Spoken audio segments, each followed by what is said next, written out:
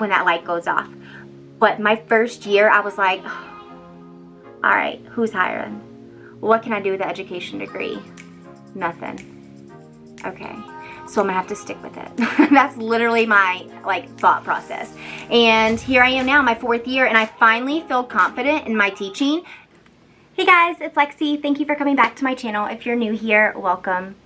I am a 3rd grade teacher in Georgia, and I'm probably not the best YouTuber you've ever seen. And I can't help it. I honestly try my best. I set goals for myself, and I think I set way too many, and YouTube was one of my goals, and it got pushed to the back burner, but here I am now. But anyways, in this video, since you have clicked it, if you're curious, I'm going to be giving 5 to 8 tips for new teachers. I'm sure you guessed it based off of the title, but that's what I'm going to be doing. Let's see, I'm going into my 4th year teaching, and there are so many things that I wish I would have done differently. But then again, I'm grateful that I messed up so much because it made me the educator that I am today. And honestly, I find myself to be somebody good at giving advice, but when I give it to myself, I cannot seem to take it. I don't know why. Because if I would have told myself these things my first year, I probably would have been such a better teacher. But here I am. So anyways, let's get started. All right, so I know nobody knows when you're going back. Maybe you do, maybe you don't. I don't know. I'm gonna give you a little rundown for me. Us teachers in my county, we go back, I think it's July 27th or 28th. I don't know. Maybe I should know off my head, but I do not know. So the kids were supposed to go back August 4th, but they are now going to go back August 6th. Our county decided that they wanted to give teachers additional training. And I know some of the trainings that I'm going to be attending are the Fountas and Pinnell Guided Reading, which is new for our county. And we need to go to a training for it because it's completely new. We used Nothing But Lucy. And I know we're attending more Google trainings. I did just get Google certified level 1. So claps for me, right? I know y'all are probably like, Lexi, we did that a long time ago, but you know, whatever. And I know we'll probably go to some health trainings, just some basic faculty trainings, all that kind of fun stuff. So I'm not sure exactly how it's gonna go, but I know I'm gonna be there and I am pumped. I know a lot of people are very weary and anxious, and don't get me wrong, I am too, but I'm ready to be back in my environment, and that classroom is my environment. And whatever I have to do to stay in my classroom and to keep me and my sweet friends healthy, it's what I'm gonna do. But anyways, let's go on to some of the tips, okay? Now, these are tips that I have compiled myself just based off of thinking about my prior experiences as a teacher. Now, just for a little flashback, right here, I'm going to give you guys some photos of my 1st, 2nd, and 3rd year teaching. Reminding you I am starting my 4th year. So I'm gonna post some pictures just to show you because I think they're quite funny. And I look back on them and I'm like, oh, that's sweet. And I reminisce on all the beautiful times that I had on those days and just the past years. So I'm gonna enter those right here that I'm gonna be putting up. This is my 1st year teaching. So I believe this was actually the very first day of my 1st year. Hello, LuLaRoe. Can you feel it? Now those wedges I have on, I wear those still to this day, every single day. And that's something, if you know me personally, you know Lexi's always wearing the wedges. Always. I will run in those things. It does not matter. I love wearing wedges. They're off the beaten track, OTBT. I don't know what color they're in. I don't know. I wear them in the winter time. I don't care. I love my wedges, and I have them in almost every color. They're awesome. But look how cute. I know. All right. So 2nd year. This is it. Or right here, I might be putting in a 1st year teacher picture again. I don't know. Yeah. Here it is. And then my 3rd year. So this is the past year that we just had, which ended early due to COVID. This is it. This was an awesome year for me. And I feel like as an educator, this is the year I really grew because I overcame my 1st and 2nd year. And that leads me into my tips for you teachers. Okay. Tip 1. These are probably going to sound like, duh. But, you know, you just have those times in life where you learn something and you're like, duh, why didn't I think of that? But I'm here to share I'm here to share with you these tips, and I really hope that they help you. And if you know of any teachers, comment their names down below, tag them, get this to them, because I just want it to help one person because I wish it would have helped me. But here I am, and it's made me a better, and it has made me a better educator, and I'm okay with that. All right, so tip number 1 is that it's okay to not be okay. And what I mean by that is there are going to be some days that you go into your classroom and you're like, this is about to be a bomb lesson. And it doesn't go how you want it to. And that mood just kind of sets in on you. And it's okay. Like, there are some days that you're not going to be successful as a teacher. And it is what it is. Because at the end of the day, those kids still love you and you still love those kids. And oftentimes, the relationship and the impact you make on the students surpasses the academics that you teach them. And that sometimes is hard because you know you're there to teach them, but you're there to teach them more than just schoolwork. Okay? But it's okay not to be okay all the time. And as a teacher, you're going to encounter many things that are either going to break your heart, they're going to make you furious, they're going to make you sad, or they're going to make you happy. You literally will experience every single emotion out there, but just be ready to handle it. Because you need to find who you are as a teacher to realize that it's okay. It's gonna be okay, I promise. If you're hearing everything right now, or if you watch this whole video and you don't take away one thing, take this away. It's gonna be okay. I promise. And I tell myself this, but I'm like, if something happens, I'm like freaking out. Like, I get so scared and I'm so anxious about everything. And I overthink every single thing that I do. You can ask anybody I know. But it's going to be okay. It's going to be okay. And there are going to be days, again, that you're not okay. But in the end, it's going to be okay. And your kids are going to pick up on the times that you're not okay. And sometimes that's when I love them the most. And I think that's a lot of the relationships I build with my students, because we often feel each other's emotions. And they can easily pick up on if I'm not okay. And most of the time, they're there to comfort me. And it is the best feeling in the world. And yeah, you're the teacher, but you're also still human. It's true. You're human. It's okay. All right, tip number 2. And this tip is honestly something I've never struggled with, mainly because I could talk to a wall. It's true. I really can. But my tip number 2 is don't be afraid to ask questions. Yes, don't be afraid to ask questions, because it's okay to not know, and it's okay to want to know. I am the type of person that I want to learn all the time. And honestly, things do not come easy to me. I don't know what it is. And some of you might bash me, might just, Lexi, what? But let me talk about this for a second. Reading and writing workshop are 2 of the things that I cannot grasp. Comment below if you're the same. Because I can watch somebody teach this, and I'm like, that's easy. Like, let me go in my classroom and do this. And I do it, and my kids are like, what? And honestly, I'm sitting there like, huh?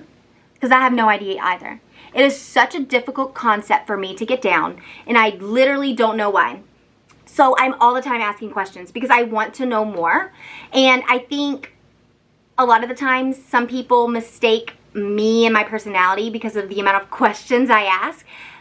But it's okay to ask questions, because otherwise you're not going to know. And a lot of the times you can't rely on anybody else. You have to rely on yourself. And if you want to continue growing as an educator, ask questions. It's that simple. It doesn't matter who you're asking them to. It could be a coworker, it could be administration, anybody. Ask a question. It's okay to ask a question. You're curious. It's natural to want to know more about something. But take ownership in your own learning and put forth that effort to want to learn more and ask away. That's what I always tell my students. I'm like, Miss Welch, I almost said Miss Lexi. Miss Welch cannot read your mind if you don't understand something, so you have to ask me. I'm like, the only time I can see if you're not understanding is through like questioning or like an assignment. But if there's something right there on your mind that you don't know, raise your hand and ask, because Miss Welch is. And I use this to them all the time. As I'm still in school, I'm actually getting my specialist degree in curriculum and instruction. And my students think it's so cool, because I guess they don't realize, like, oh, you know, oh, I'm a teacher. Oh, you go back to school? Like, they don't put 2 and 2 together. So they already think it's crazy that I'm still a student, but I'm teaching. But that's a conversation for another time. And I tell them all the time, I'm like, look, guys, when Miss Welch is in class, if I don't understand something, do you think I just sit there? Oh, no, Miss Welch. No, you're right, I don't. I raise my hand and I ask a question. Ask questions. Okay, tip number 3. And this, I think, is the most important one. And I don't know, they're all important, but I see a lot of people post on this about, you know, comparing themselves to other people, and especially their classrooms. And I'm going to be honest with you guys. When I first started teaching, I didn't care about anything but my classroom. I wanted that classroom to look so cute because I had looked at all these teachers' Instagrams, and I had looked at all these Pinterest boards, and I'm like, oh, I want that, I want that, I want that. I already didn't have any money, but I was out here going to Target, spending loads of money on stuff I did not need that are now in the trash can because I realized that they do no use for me or my students. Minimal is better. Okay, so I'm going to show you right here what my classroom looked like my first year teaching. I'm going to show you multiple photos. Let's roll them through. Yeah, these were my classroom. Y'all, I was on that tropical vibe. I just knew I wanted my kids to come in and feel like they were at the beach. They could be relaxed. And don't get me wrong, our environment was amazing. I loved going into my classroom. But y'all, I all the time compared myself to people. And I'm like, oh, my classroom's not good enough. Or, oh my gosh, I don't have this. Oh my gosh, I don't have that. When in reality, there are so much more important things that I needed to focus on. Because I went into my first year teaching 3rd grade, and I didn't even know the standards. And now I really wish, like, I could have, instead of like getting all this stuff together, I could have took the time to sit aside and focused on other things. Because yes, Pinterest is nice. It gives you amazing ideas. And I act like I don't go on Pinterest because I'm on there honestly every day. But get the idea of a Pinterest classroom out of your mind. I know it's hard, but get it out of your mind. Focus on yourself. Think about what would be the most useful for you. Don't go out and spend a lot of money because you're going to quickly realize, oh my God, I need that instead. And you're going to need the money. And we already know that teachers, especially here in Georgia, we don't make great money. But, you know, we're not in it for the money. So, yeah. Ignore that idea. Do not compare yourself because it's not worth it. And honestly, it's going to bring you down. And it's not fair to you or your students. Okay. Another tip that I have for first year teachers is to, I think this is tip 4. Tip 4, yeah. Is to not bring your work home with you. Now, don't shoot the messenger. I'm just relaying whatever I experience, and yeah. So I noticed my first year teaching that I was every single day, I would come home from work and I would do just as much schoolwork as I did at school. Like I always brought it home with me. Like I was always grading papers. I was always making something else for my classroom. And it got so overwhelming. And I feel like I put a lot of stress on not only myself, but at the time he was my fiance or boyfriend, whatever. We're married now. But I took a lot of time away from him, and that's not fair. And not saying that you shouldn't bring any work home, because honestly, it's got to get done sometimes, and that's your only choice. But I always tell myself like it's going to be there tomorrow. I hate it. You know, like I just wish some of those papers I have to grade will just get up and walk off. But they're not going to. So literally, they're going to be there tomorrow. So don't take it home with you. Honestly, do not. Because it's going to drain you, especially as a first year teacher. I did it so much that by the middle of the year, I was completely drained. Mentally, physically, emotionally, everything. Not just with grading, just everything. I brought a lot of my emotions home too whenever I was in my first year teaching. And just something I experienced that might have hurt my heart. And I brought it home and I dwelled on it. And I'm not saying it's not okay to talk about your feelings, because it totally is. But just for me personally, I found that bringing schoolwork home and bringing my emotions home from something that happened, it just made for a very long experience. And throughout my first year, I was like, this is for the birds. Like, this is not for me. And I'm a very outgoing person. I love students. I love to help somebody. Like, I just want to be there when that light goes off. But my first year, I was like, all right, who's hiring? What can I do with the education degree? Nothing. Okay, so I'm gonna have to stick with it. That's literally my thought process. And here I am now, my 4th year, and I finally feel confident in my teaching, and I am so much more of a stronger educator, and I'm so proud of myself. And it took a while, and I know I still have so much room to grow, or there is so much room for me to grow as an educator, and I learn something every single day. But yeah, you know, that's another thing is, you know, staying late, leaving early. My first year, oh my gosh, Like, I didn't have to be there till 8:05, and I was there at like 7:30. I wouldn't leave until like 5:30, 6 o'clock. I know, I must have bumped my head when I walked in those mornings, because now I'm getting in there on 2 wheels every single morning, and I leave right when that bell rings. It's very true. Sometimes I'll stay extra. But, don't do it to yourself, y'all. It's going to be so dreadful, and it is not worth it. It's not worth it. You know, it's your job, and you're supposed to love your job. And the moment you start to hate teaching, that's when you really need to rethink what you're doing, because you're there for the students, and you're there really for them, and to make a difference on the lives of your students and the students around you and your coworkers. And don't drain yourself, because it's going to happen, and just lay it all out. You're going to be fine. Okay, so another tip that I have for new teachers, this is tip number 5, is, I'm not really sure how to word this, but it's something I really struggled with as a teacher, and now that I've grasped onto this situation that I really struggled with, I have become a much better teacher. And that tip is to build a very strong relationship with your students and your parents.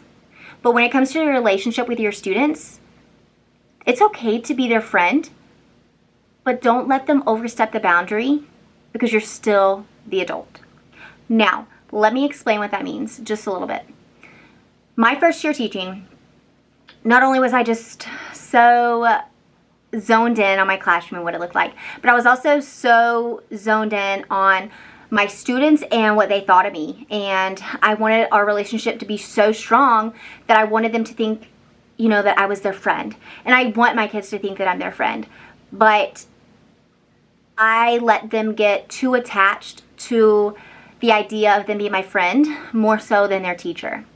And what I mean by that is, I don't want to say my kids ran all over me, but I started having a lot of behavior issues, and I realized, you know, my management plan was not strong at all. Or I thought it was.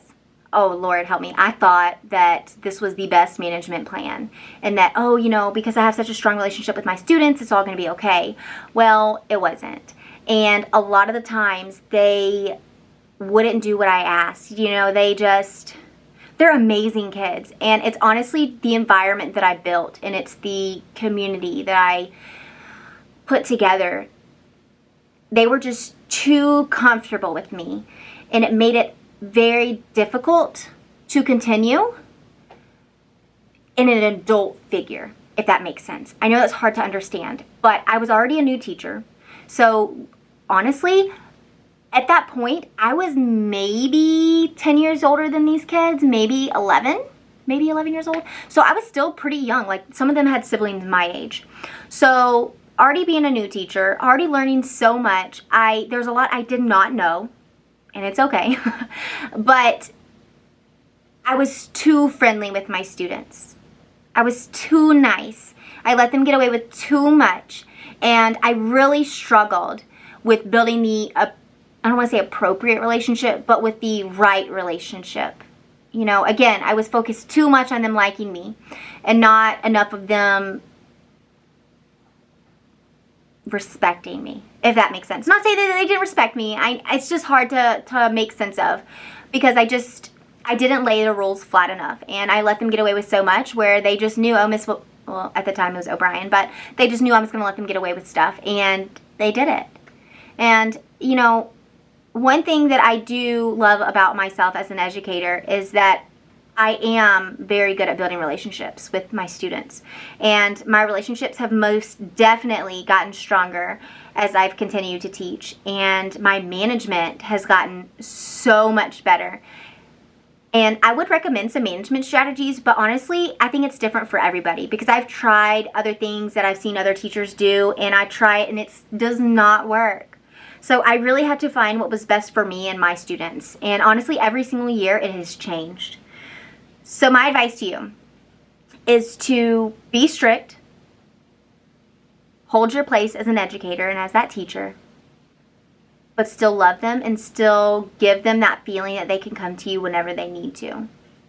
Because sometimes you're the only person that they can talk to. You're the only person that they can hug. You're the only person that you may say I love you to. Like, every single day when my students leave, as soon as they walk out the door, I always say, like, I miss you already. And that's just something me and my students always do. We're like, I love you. I miss you already. I can't wait to see you tomorrow. And my kids got in habit with that. And when we left out in March, like, there were some I didn't get to say it to. And I get mad at myself for that. But yeah, I know that was kind of a lot. And I know it can be very, very difficult. But new teachers, you are not alone. But yeah, new teachers, you are not alone. Okay, I'm going to my 4th year, and there's sometimes I still have absolutely no clue what I'm doing. My principal, if you're watching this, I'm sorry, but new teachers, there are some days I would go to do a lesson, and it just completely fell apart. And we would just sit there and read. But you know what? At the end of the day, my kids still loved me. My kids still made tremendous growth. And they're kids. It's going to be okay. I know it's just, 3rd grade. It's 1 year in their life. But it's only 1 year in their life. They have so much learning to do. And so, there's more impacts that you need to make on that child. And it's okay if you fail. And that's something I teach my children all the time. Like, it's okay if you fail. But what's not okay is if you don't continue to try to fix what you maybe struggled at because you know you failed. Take what you know you struggle with and get better. And that's what I continue to do as an educator. So I wish you nothing but luck. And if there's anything I can do to help any of you guys, please let me know. And I don't have the answers to everything. I wish I did. But I don't. And that's okay. I don't know. I wish you luck, and I pray for all the new educators because you're getting into a very tough profession, and a lot of people don't realize it. And, I'm not saying it's the toughest out there, but what I'm saying is that it's difficult. And my undergrad, honestly, I feel didn't really prepare me much for what it's actually like. But experience and what you make of that experience, I think, is what makes you the best educator possible. Honestly. So, as you endure this journey that you're about to go on, I hope that it is joyful, and I hope that you learn so much, and I hope that you flourish because these kids need us educators, especially in this time right now. So, good luck. I hope everything goes great. And guys, be sure to follow me on Instagram. I will put my tag right here. Ignore my dogs. They're sleeping. So yeah, please reach out if you guys need anything. I'm here for you. And I'll be your person. And that's something else. New teachers, find your person at your new school. Find that one person you can go to for everything. You got this. Bye, y'all.